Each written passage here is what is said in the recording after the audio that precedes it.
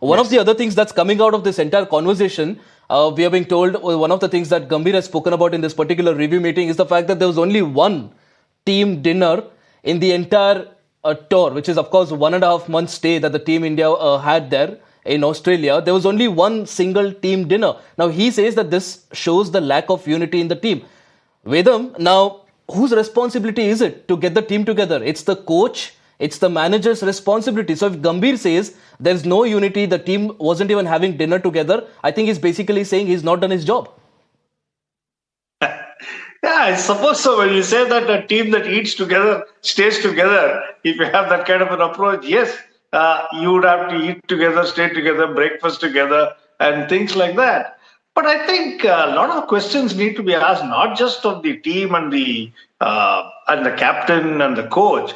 What about the selectors? Now, when your opening statement, you made a very pertinent remark. Now, if a guy has got an average of 6, it's not the first time. He has not failed. He has not done well abroad. He has not been a good batsman abroad. He's just lost a series 3-0 to New Zealand. How do you retain him as a captain? Why don't you look into that? The problem starts with there. Once, a high tide lifts all boats.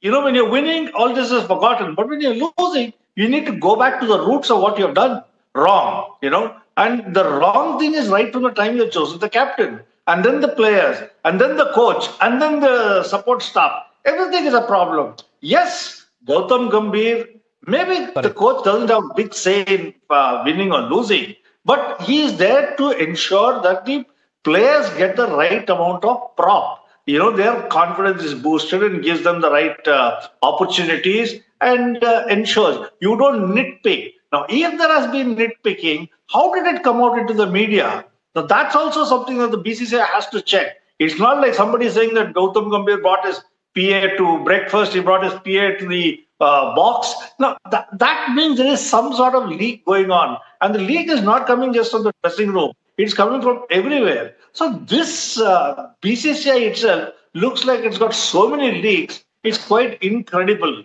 And now, Vedam, the problem is earlier when you had leak, there was almost a similar sort of a pattern that you saw across all publications, all media houses. A similar sort of reports used to come in. Now it almost feels like everyone has their own set of leak that's coming in, and you wonder if it's actually a leak or if it's a PR planned a news report that's coming out, because everyone seems to have a different version of the same event. Yes, and interestingly, Harsha Bhogle also mentioned that one of the things that should be banned from the team is the PR agency. Yes, everybody's got his own agents, and the agents are busy. They need to worry about their commission. So they need to plant news. And that's exactly what's happening. It's reached a stage, and such a ridiculous stage that is that, the agents decide when you have to retire. You can't even retire when you want to retire. The agents will look at your brand value, how it will fall or rise, and they will tell you when to retire. They will tell you which series to pick and choose. And that's the problem that's going on right now. I think the BCCI has handed over too much of power to the agents. Whether it is done deliberately or not, we don't know. But the way it is going, it's not BCCI which is calling the shots. And that's the tragic part of the Indian cricket right now. Absolutely. It's not absolutely, with a very pertinent point that you're making there. And it was hilarious to see the likes of Vidya Balan and Farhan Akhtar actually tweet out in favor of Rohit Sharma, who's now able to put bat on ball and not even averaging 5 or 6 in the entire series, about the supreme sacrifice that the captain made for the team's sake in the last test match by keeping himself out. But let's not get that. That's not the point of discussion today. We are, of course, talking about the review meeting. And Joseph, one of the other points that also came about, one of the other things that was also discussed, Vedam, we'll come to that. Vedam. Let's take it point by point.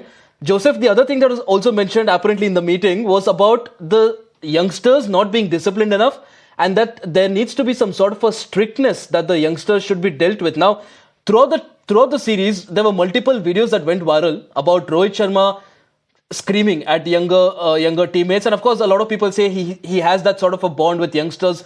But at the end of the day, now when the head coach says that youngsters should be dealt with strictly, what about the seniors? Because at the end of the day, most of the runs and most of the wickets, except for Bumrah, were taken by youngsters. So it was youngsters who were actually saving Team India's face there. The ones that were disappointing us were seniors. So if anyone that is to be dealt with strictly, it is the seniors, not the youngsters.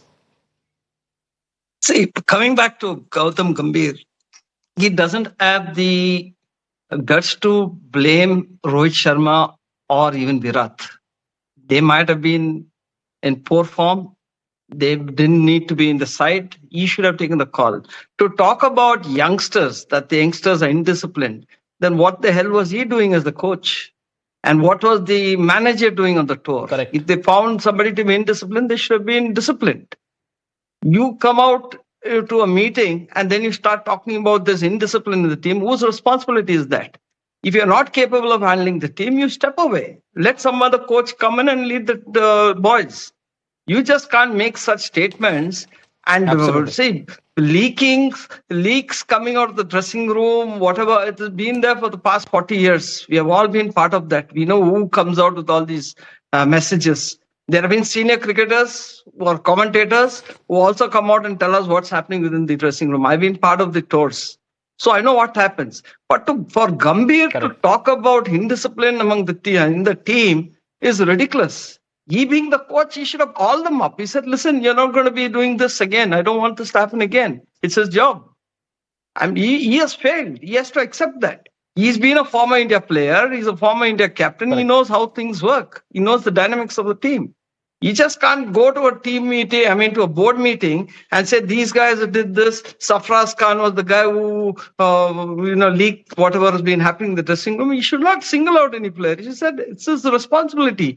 He said, okay, we have failed. We are going to build this team. Let's take this forward. To blame these youngsters is very, very unfair.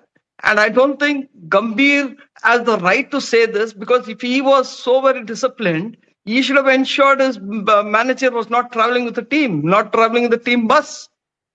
He should have sorted it out himself. Today, just Absolutely. because something has been leaked in public, you're trying to say all these boys are indisciplined, they don't deserve to be in the team, they should be chastened. This is not what a coach is expected to be. He's got to be more mature. Absolutely. more Gautam kind Gambhir of, really has to take understanding. responsibility. I mean, we've already lost. It's been an embarrassing loss in the white ball format against Sri Lanka. We've lost against New Zealand. We've lost against Australia. I don't know how long we're going to persist with Gautam Gambhir. And I think really, if the BCCI is serious about Indian cricket, I think Champions Trophy is going to be the last straw for Gautam Gambhir. And of course, the team does have to come together. But the problem here is that India's white ball cricket seems a little sorted. The problem is with red ball cricket. It seemed to improve, but then again, we seem to be back to the era where actually we were struggling overseas. But